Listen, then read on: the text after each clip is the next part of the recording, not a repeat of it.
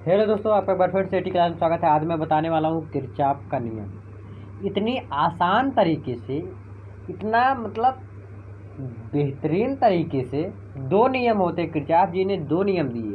तो पहले किरचॉफ का पहला नियम देखेंगे। मतलब पूरे यूट्यूब पर नहीं मिलेगा इस नियम की तरीका, और लास्ट तक जरूर वीडियो देखिएगा, ज़रूर समझ में आएगा। और बहुत इंपॉर्टेंट है आपके एग्ज़ाम के लिए, और पूछता भी है बहुत ज़्यादा। तो सबसे पहले हम लिखेंगे थोड़ा। किसी विद्युत परिपथ में,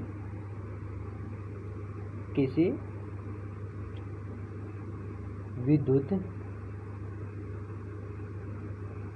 परिपथ में क्या है, किसी विद्युत परिपथ में किसी भी संधि पर, अभी समझाऊंगा कैसे।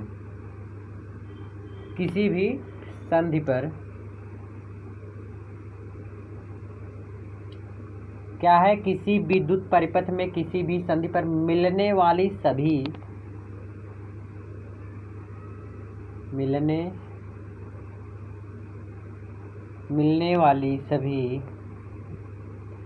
वाली सभी विद्युत धाराओं का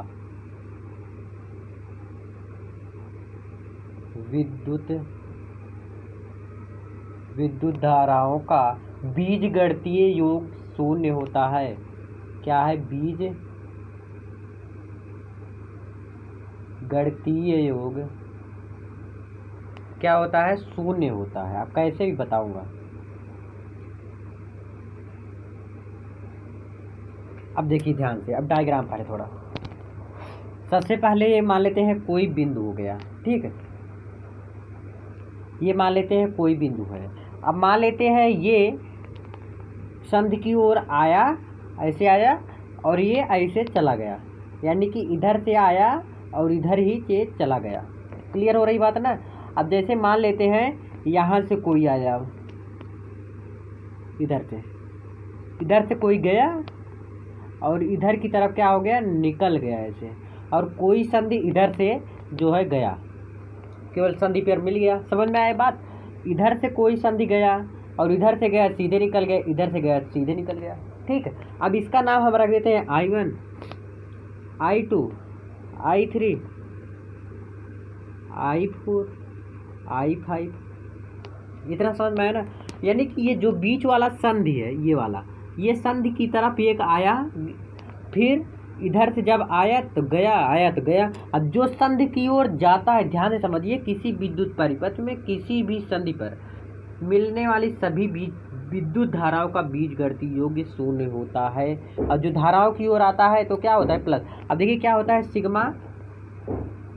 सिग्मा आई इक्वल टू कितना हो जाएगा, कह रहा है 0 हो जाता है। क्या होता है, उनकी धाराओं यानी कि आई के योग के क्या होता है, 0 के बराबर होता है। समझ में आया ना।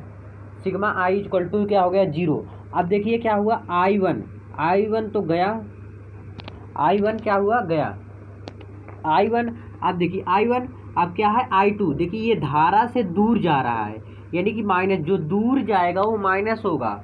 ध्यान से समझिए, तो जो दूर जाएगा वो माइनस होगा। अब माइनस I3 क्या है, I3 जो संधि से है ये भी दूर जा रहा है, यानी कि इधर मूव है, मतलब ये इधर साइड जा रहा है, तो ये भी क्या हो जाएगा, माइनस। ध्यान समझिए। अब क्या है I4 देखिए संधि की ओर आ रहा है, तो ये क्या हो जाएगा, प्लस।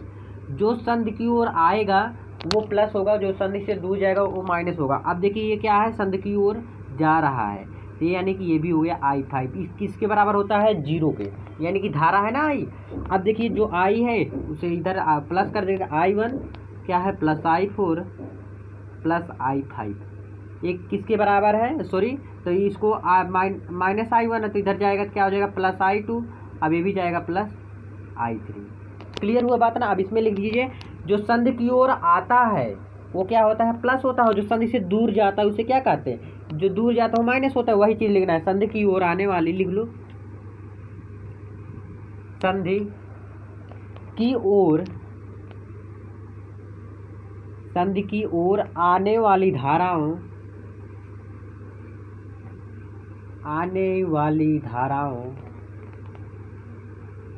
वाली धाराओं का, ध्यान समझिए, संधि की ओर आने वाली धाराओं का योगफल। ध्यान से, जो किया हूँ वही तो कर रहा हूँ यार। देखिए जो लिखा हूँ वही कर रहा हूँ। योगफल संधि से दूर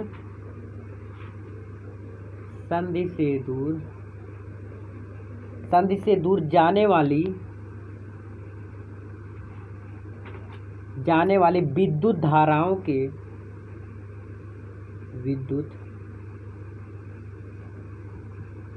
धाराओं के योगफल के क्या होता है, बराबर होता है।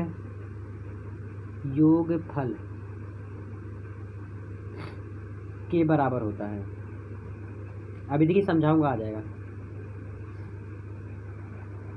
अब देखिए कैसे, देखिए जो संधि की ओर गया है, इधर देखिए, जो संधि की ओर गया है वो प्लस होता है, जो संधि की ओर जाता है, जो संधि की ओर नहीं जाता वो माइनस होता है, उसके बराबर होता है। वही चीज़ तो इसमें लिखा हुआ है, कुछ घबराने की आवश्यकता नहीं। जो संधि की ओर जाती है उसे उधर प्लस होता है, जो संधि से दूर जाती है वो माइनस, वही लिखा हूँ इसमें। ये पहला नियम क्लियर हुआ ना। अब दूसरे नियम की तरफ बढ़ते हैं, चलिए। अब किरचॉफ जी ने जो दूसरा नियम दिए थे, किरचॉफ का दूसरा नियम लिख लो, एक मिनट कर रहा हूँ। किरचॉफ का दूसरा,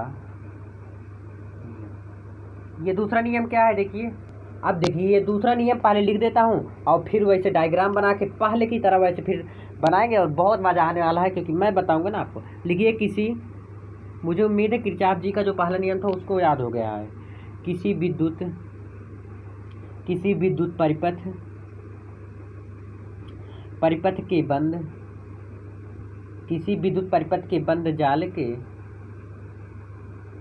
क्या है, किसी विद्युत परिपथ के बंद जाल के विभिन्न भागों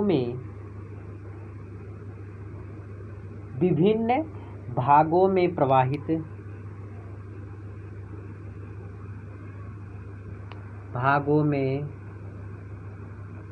क्या है, किसी विद्युत परिपथ के बंद जाल के विभिन्न भागों में प्रवाहित होने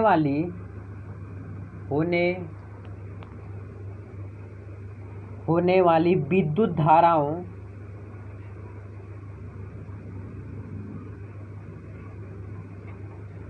धाराओं एवं उनके, लिखिए अभी फटाक से बताऊंगा, उनके संगत परिपथों के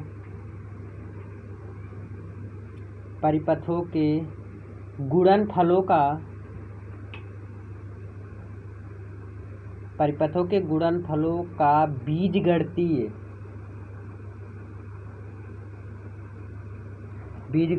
देखिए, घबराइएगा मत, समझ में आएगा। अभी देखिए मैं बताऊंगा ना, भगाइए मत, बंद मत करिए। बीजगणितीय योग उस परिपथ में उपस्थित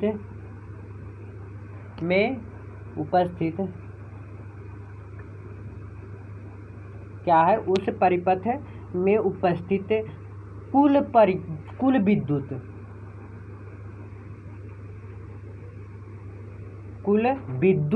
वाहक बलों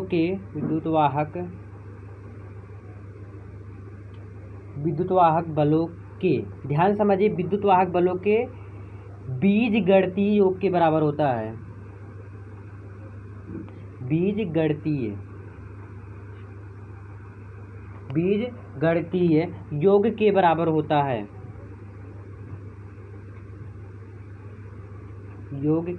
होता है। अब देखिए डायग्राम बनाते हैं ना, डायग्राम बनाएंगे पहले, तब भी इसको समझाऊंगा ना। अब देखिए ध्यान से, फटाक से आप भी बनाइए। मान लेते हैं यहाँ पर कोई क्या है, बैटरी है, यहाँ पर कोई बैटरी है, यहाँ पर प्रतिरोध हो गया, यहाँ पर प्रतिरोध होगा। इसी प्रकार से ये भी बनाएंगे। यहाँ पर क्या हो गया, बैटरी हो गया, एक बड़ा होता है एक छोटा होता है, और प्रतिरोध यहाँ पर भी लगा दो, चाहे हाँ लगा दो, यहीं पे लगा दो। ये हुआ प्रतिरोध, यहाँ पर भी ऐसे बना दो।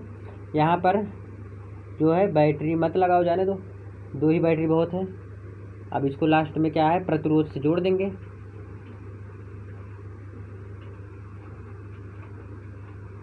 प्रतिरोध किसे कहते हैं, धारा के मान में आने वाले रुकावट को क्या कहते हैं, प्रतिरोध कहते हैं, ध्यान में रखना। अब देखिए ये जो है धारा बहती है इधर से, ठीक, धारा इधर से गई, अब ये धारा गया, अब इधर से गई है I2, ठीक।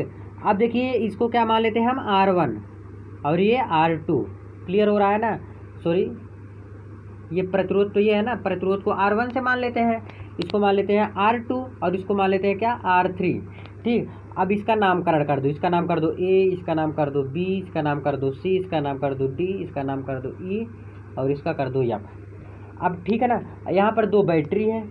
अब इसको ध्यान से समझिए, जब इसको I1 प्लस I2 कर देंगे, ये यहाँ पर जब आएगा ये वाला जो है वोल्ट, तो ये हो जाएगा I1 प्लस I2। और ये धारा किधर से आ रहा है, इधर से जा रहा है, ध्यान से समझिएगा, ये इधर से गया। ठीक, अब ये इतना ही क्लियर हुआ। अब यहाँ से इसके आगे समझेंगे, ये बंद परिपथ है, बंद परिपथ वाला ही सॉल्व कर रहे हैं। अब क्या हो जाएगा, सिग्मा आई था, इसमें क्या कहा रहे हैं, सिग्मा ई इक्वल टू क्या हो जाएगा, सिग्मा आई आर के क्या बराबर होता है।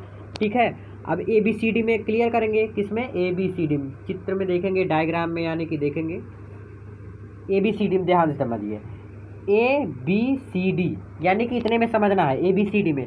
तो क्या हो जाएगा E1, अभी देखिए ई दिया है तो क्या हो जाएगा, नीली पेन से करता हूँ, ए बी सी डी में क्या हो जाएगा E1 माइनस E2 हो जाएगा। क्लियर ना बात, इक्वल टू किसके बराबर है, I1 R1 minus I2 R2। अब देखिए इसमें क्या हो रहा है, अब ये इतना क्लियर हुआ ABCD में। अब दूसरे परिपथ में देख लेंगे, दूसरा परिपथ क्या है, दूसरे परिपथ में अब देखेंगे दूसरा परिपथ क्या है, ABCD हो गया। अब होगा DCEF, सॉरी देख लीजिएगा अपने। ठीक, अब DCEF में देखेंगे तो E2 आएगा, तो E2 इक्वल टू क्या हो जाएगा, I2 R2 प्लस, अब देखिए पूरा जो ये वाला था, ये इसको लिख दीजिए I1 प्लस I2 ना। अब क्या बच रहा है, R3, R1 R2 हो गया था ना, R1 R2, तो यहाँ पर क्या आ जाएगा, R3 आ जाएगा। ठीक, तो ये आया जो दूसरा नियम था किरचॉफ जी ने दिए। तो बस इस वीडियो में इतना ही, मिलते हैं नेक्स्ट वीडियो। वीडियो कैसा लगा लाइक शेयर कमेंट करके जरूर बताएं और अपने दोस्तों के साथ बहुत ज़्यादा शेयर कर दें यार। बहुत बहुत धन्यवाद।